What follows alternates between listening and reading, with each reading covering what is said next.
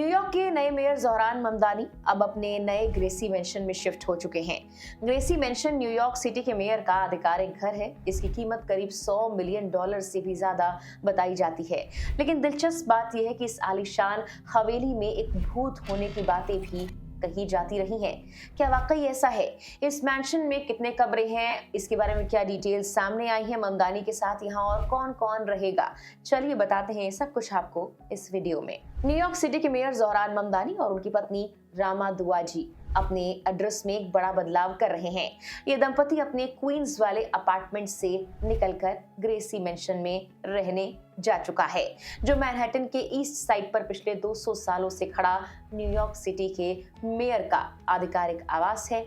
East river के किनारे बना यह ऐतिहासिक मैंशन सिर्फ राजनीति से जुड़ा नहीं है, बल्कि सिटी हॉल की मशहूर कहानियों में शामिल एक भूत की कहानी के लिए भी जाना जाता है। मैनहट्टन के यॉर्कविल इलाके में ईस्ट 88वीं स्ट्रीट और ईस्ट एंड एवेन्यू पर स्थित ग्रेसी मैंशन पिछले 200 साल से भी ज्यादा समय से खड़ा है। इसे 1799 में व्यापारी आर्चिबाल्ड ग्रेसी ने बनवाया था। ये 12,855 स्क्वायर फीट का घर ईस्ट रिवर के मोड़ के पास बना हुआ है।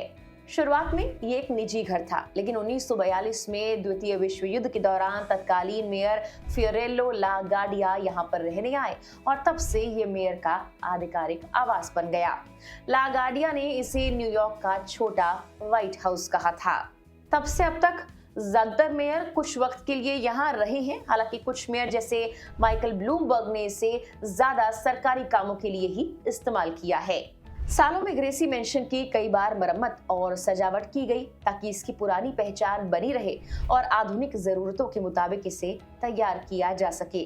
1980 के दशक की शुरुआत में इसमें सुसान वैगनर विंग जोड़ा गया, जिससे यहाँ बड़े रिसेप्शन और सार्वजनिक कार्यक्रम आयोजित किए जा सकें। अपडेट के बावजूद यहाँ की कई पुरानी चीजें आज भी सुरक्षित हैं। अंदर पुराने जमाने की फायरप्लेस, एंटीक फर्नीचर और 1800 के दशक की वास्तुकला की झलक देखने को मिलती है। एक फायरप्लेस को एक मशहूर कहानी से भी जोड़ा जाता है, जिसके मुताबिक एरनबर्ग के साथ द्वंद्व युद्ध में घायल होने के बाद अलेक्जेंडर हैमिल्टन को इसी घर में लाया गया था। इस हवेली की उम्र और इससे जुड़ी कहानियों ने भूत प्रेत की चर्चाओं को भी जन्म दिया है। पिछले महीने विदा हो रहे मेयर एरिक एडम्स ने मजाक में कहा था कि ये घर भूतिया है और उन्होंने अपने उत्तराधिकारी को हल्की फुल्की चेतावनी भी दी थी। एडम्स ने कहा, अगर आप शहर के लिए सही काम करते हैं तो ये एक दोस्ताना भूत है। उन्होंने आगे जोड़ा, लेकिन अगर आप शहर के साथ गलत करते हैं तो वो डरावना पोल्टरगाइस्ट बन जाता है। इन बातों के बाद सिटी हॉल की पुरानी कहानियां फिर से चर्चा में आ गई, जिनमें हवेली के अंदर अजीब आवाजों और रहस्यमयी चीजें दिखने की बात शामिल है।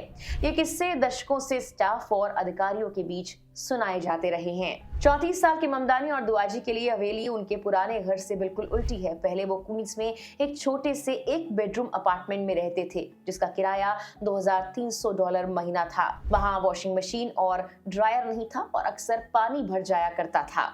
वहीं ग्रेसी मैंशन में 11,000 स्क्वायर फीट का रहने का तो इलाका है, निजी शेफ है, एक भव्य बॉलरूम है और ईस्ट रिवर का शानदार नजारा दिखाने वाला बरामदा भी है। मेयर ममदानी ने इस ऐतिहासिक आवास के महत्व को अपनाया है और ग्रेसी मैंशन को लोगों का घर बताया है। उन्होंने ये भी वादा किया कि इस ऐतिहासिक घर को आम लोगों के लिए ज्यादा खुला बनाया जाएगा। वो ये भी कहते हैं ताकि लोग यहाँ आकर घूम सकें, सामुदायिक कार्यक्रम हो और सरकारी आयोजन किए जा सके। अब जब ममदानी यहाँ रहने की तैयारी कर रहे हैं तो उन्हें सिर्फ एक शानदार घर ही नहीं मिल रहा, बल्कि न्यूयॉर्क के राजनीतिक इतिहास, वास्तुकला की विरासत और खास पहचान से जुड़ा एक ऐतिहासिक स्थल भी मिल रहा है, जिसमें भूतों की कहानियां भी शामिल है, जो कि सबसे दिलचस्प बात है। बता दें कि डेमोक्रेटिक पार्टी के उम्मीदवार के तौर पर ज़ोहरान ममदानी ने नवंबर 2025 की शुरुआत में न्यूयॉर्क मेयर चुनाव अपने नाम किया था। मुख्य मुकाबला ममदानी और एंड्रयू कुओमो के बीच था। डेमोक्रेटिक प्राइमरी में हार के बाद कुओमो ने इंडिपेंडेंट उम्मीदवार के तौर पर चुनाव लड़ा था। वहीं रिपब्लिकन पार्टी की ओर से कार्टिस्लिवा मैदान में थी, लेकिन ममदानी ने इन्हें भी पछाड़ दिया। चुनाव जीतने के बाद ममदानी ने अपने आधे घंटे लंबे भाषण में राष्ट्रपति डोनाल्ड ट्रंप पर निशाना साधा था, चुनाव से पहले ट्रंप ने ममदानी को वोट न देने की अपील की थी। जोहरान ममदानी भारतीय अमेरिकी फिल्म निर्देशक मीरा नायर के बेटे हैं। उनका जन्म 18 अक्टूबर 1991 को युगांडा की राजधानी कंपाला में हुआ था। उनके पिता महमूद ममदानी अफ्रीकी राजनीति और इतिहास के जाने माने विद्वान हैं, जबकि उनकी मां मीरा नायर ने मॉनसून वेडिंग और द नेमसेक जैसी चर्चित फिल्में बनाई हैं। बता दें कि राजनीति में आने से पहले ममदानी हिप हॉप रैपर थे। उनका गाना कांडा युगांडा में वायरल हुआ था, जिसमें राजधानी कंपाला की जिंदगी और युवाओं की चुनौतियों को दिखाया गया था।